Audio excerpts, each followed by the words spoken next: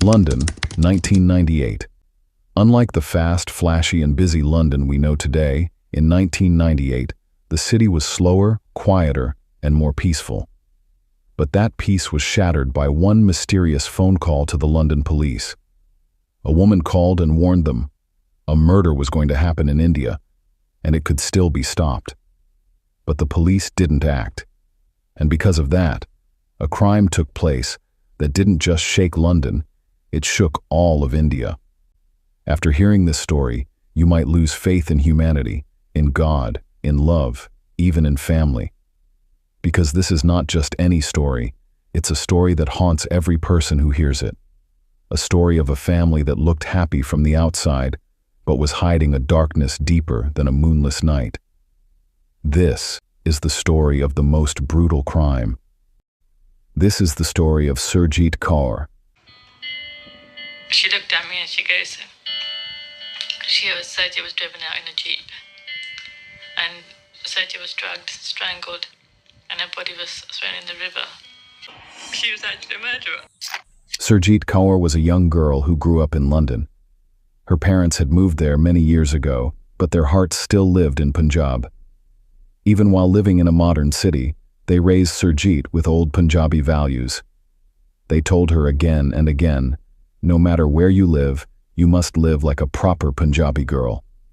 Her clothes, her behavior, and her way of living had to follow strict traditions.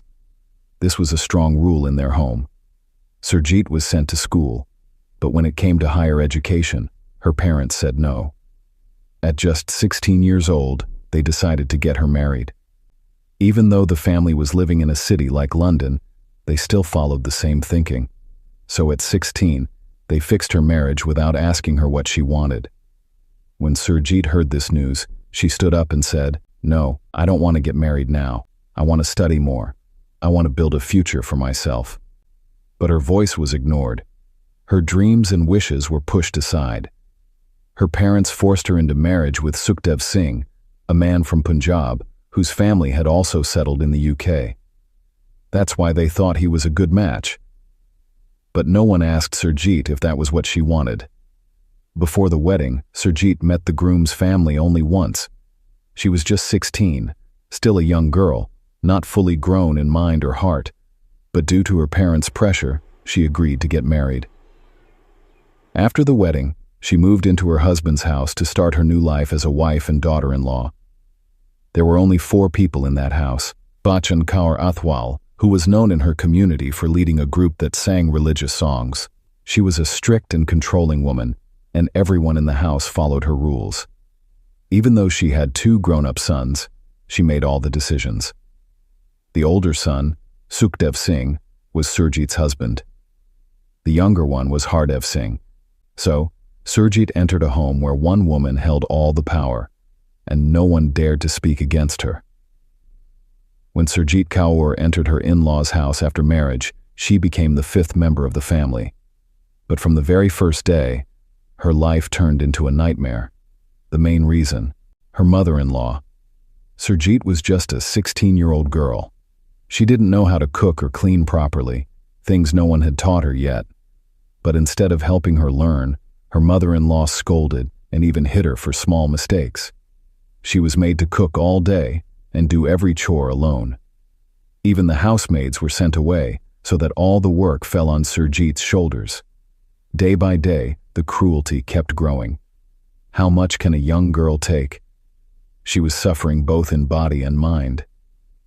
When she told her husband, he simply said, "I will do whatever my mother says." And soon, even he began hitting her. For many days, she kept all this hidden from her parents. But when the beatings became worse, she could stay silent no more. One day, Surjeet Kaur finally gathered the courage to tell her parents everything. She broke down and shared all the pain she was going through, the beatings, the insults, the endless work. But instead of support, her parents gave her the usual answer: "This is common after marriage, dear. Things will get better. Just be patient. Once you have a child, your husband will change. Even your mother-in-law will start treating you like her own daughter." With those words, they sent her back to the same house. back into that pain. 6 months after Surjeet Kaur's marriage, her father-in-law died. A few years passed, and in 1991, Surjeet gave birth to a baby boy. For the first time in a long while, she smiled with hope. She thought, now things will change. Maybe my mother-in-law will show some love. Maybe my husband will become kind. But sadly, the opposite happened. Instead of improving, life became even harder. Her mother-in-law's anger and cruelty only grew. And during those tiring days and nights of caring for a newborn, Surjeet got no help. Not from her mother-in-law, and not from her husband. She was completely alone. Surjeet Kaur had no rest. She stayed up all night caring for her baby, and during the day, she had to do all the household chores alone. Not a single moment of peace. And if the baby cried at night and disturbed her mother-in-law's sleep, the older woman would barge in and shout at her without mercy. Even after becoming a mother, nothing improved for Surjeet. In fact, her life became even harder. In many families where daughters-in-law are mistreated, there's often a hidden truth. On the outside, everything looks perfect. Smiling faces, respectful traditions, religious values. But behind closed doors, the reality is dark and cruel. That's exactly how it was in Surjeet's in-laws' home. From the outside, they looked like a good religious family. But inside, they were slowly destroying a young girl's soul. In 1992, Hardev Singh, the younger brother of Sukhdev, got married. His bride was Surjeet, a sweet and gentle girl from another Sikh family living in England. Surjeet was very simple and kind-hearted. But within just a few days of entering her new home, she started to see the truth. She began to understand what kind of family the Athwals really were. Just like Surjeet, Surjeet was also treated badly. The Athwal family didn't treat their daughters-in-law with love or respect. After bearing it all for years, Surjeet finally thought, if I keep living like this, I'll lose my mind. I need some space, some peace. Maybe if I go out and work for a few hours, I'll feel a little better. She knew her mother-in-law and husband might not agree, but still, she made up her mind. She began searching for a job quietly. And with hope in her heart and strength in her spirit, she finally got one, as a customs agent at Heathrow Airport. Those 8 hours at work each day became the happiest part of Surjeet Kaur's life. Until then, she had been trapped inside the house, lonely, overworked, and without support. But now, by stepping outside, she made friends with her co-workers. She slowly opened up and shared her painful story. Everyone told her the same thing. Why are you still living with people who hurt you? You have a good job, a child. You deserve peace. Just walk away quietly. Their words stayed in her heart. One day, without telling anyone, Surjeet took her child in her arms and ran away. She found a small house to rent near her job and started living on her own for the first time. But the problems didn't stop there. Sukhdev Singh began showing up at her doorstep, pressuring her to come back home. He argued, shouted, and made scenes. Finally, Surjeet agreed, but only on one condition. She said, I'll return, but not to the same house.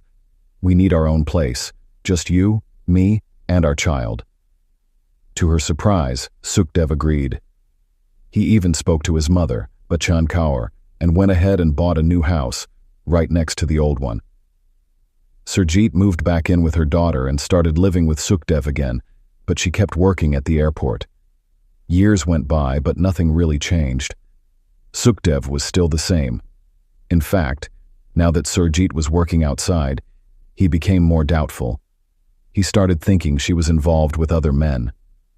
This thought slowly took over his mind. In 1997, Surjeet became pregnant again and gave birth to another baby boy. But instead of happiness, things got worse.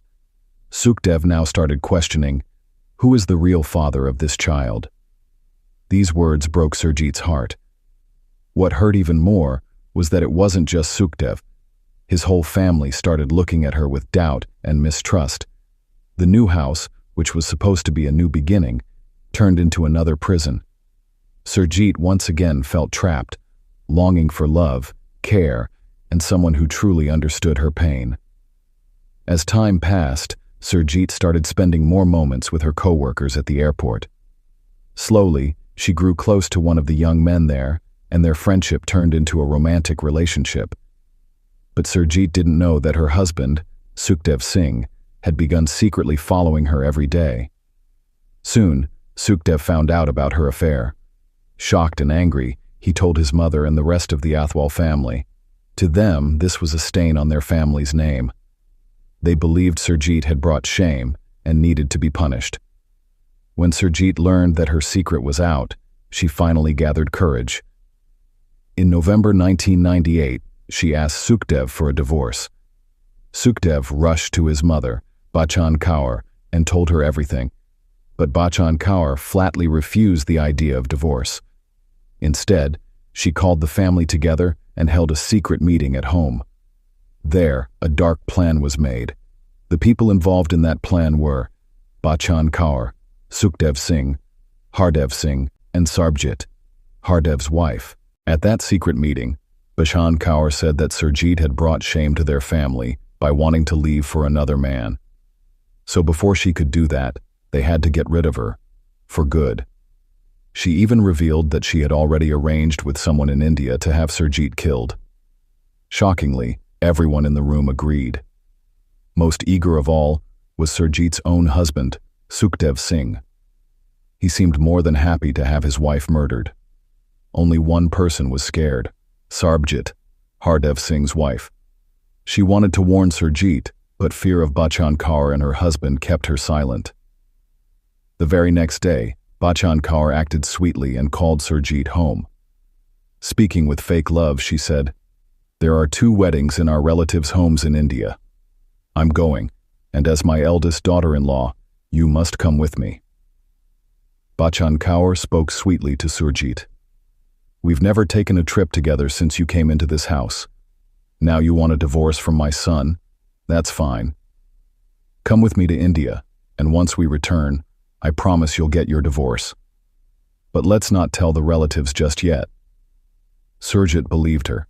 She thought, "This trip will finally give me my freedom." She didn't suspect any danger. The flights were booked, leaving on December 3rd and returning on the 18th, so everything seemed normal. But Bachchan Kaur had a hidden plan. She wanted Surjeet killed in India. Surjeet, who knew about this plan, was terrified. The stress kept growing until she finally told her husband, Hardev Singh, the truth. She begged him to stop his mother. But Hardev didn't care. He told Surjeet to stay silent, even threatened her if she spoke again. Scared for her life, Surjeet couldn't warn Surjeet. Then came December 3rd, 1998, the day the trip to India was supposed to happen. The plan was now becoming real. But just a few hours before the flight, as the pressure became unbearable, Surjeet made a bold move. She quietly got into a car, drove far from her neighborhood, and stopped at a public phone booth. From there, she made a call to Crime Stoppers, a group in the UK that lets people report crimes without revealing their identity. It was Surjeet's last hope to save Surjeet. Surjeet picked up the phone and told Crime Stoppers, "I want to report something before it happens." She gave them all the details, flight number, names of Bachchan Kaur and Surjeet, and everything she knew about the dangerous plan. A few hours later, from her window, Surjeet watched as Bachchan Kaur and Surjeet left for the airport. Surjeet hugged her 7-year-old daughter and her mother's baby goodbye, then got into the car with her suitcase. Hiding behind the curtain, Surjeet broke down in tears. She feared this would be the last time anyone saw Surjeet alive. But with Bachchan Kaur now out of the country, Surjeet gathered strength. She found the address of the local police station and wrote them a letter, begging them to take action before it was too late. Surjeet included every important detail in the letter to the police, except her own name. She couldn't take the risk. If Bachchan Kaur could plan to kill Surjeet just to protect her family's image, She could easily do the same to silence Surjeet forever, but nothing happened. The police never replied. Maybe the letter never reached them, or maybe they didn't take it seriously. 15 days later, on the 18th of December, 1998, Bachchan Kaur returned to England, alone. When people asked about Surjeet, she calmly said, "She's enjoying in Punjab and wanted to stay a few more days." But to Jain Bachchan and others who were worried, she told a completely different lie. She claimed Surjeet had fallen in love with someone in India and run away to Delhi. She said Surjeet had even called Sukhdev, saying she didn't care about her kids or their school fees anymore. Now Sukhdev has no choice but to give her a divorce, she added. Then, on the 21st of December 1998, Surjeet's brother Jagdish Singh went to the Metropolitan Police and officially reported her missing. That's when the police finally began an investigation. In January 1999, something strange happened. Surjeet was alone at home with Bachchan Kaur. Out of nowhere, Bachchan Kaur started speaking, perhaps feeling guilty. She said softly, "Maybe I shouldn't say this, but that girl was bringing shame to the family. People had started talking. Something had to be done." That's when Surjeet finally asked, "Where is Surjeet?" Bachchan Kaur, his mother, quietly told the truth. "We reached Delhi airport, and my brother Darshan came to pick us up. After attending 2 weddings in the village, Surjeet said she wanted to go shopping. I gave her some money. Darshan and his friend got the jeep ready, and Surjeet sat inside. On the way, they gave her water to drink. But the water had drugs in it. As soon as she drank it, she fainted. Then they strangled her, took her jewelry, and threw her body into the river Ravi. That was it. All over. No one would ever know." Now the truth was in Surjeet's hands. It was time for her to decide what to do. Surjeet's friend Jane and her brother Jagdish didn't stay quiet. They kept pushing for justice, visiting the British Foreign Office again and again, asking them to start an investigation in Punjab.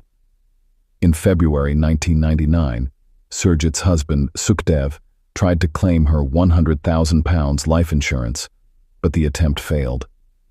Later, he filed for divorce, lying to the court that Surjeet had run away.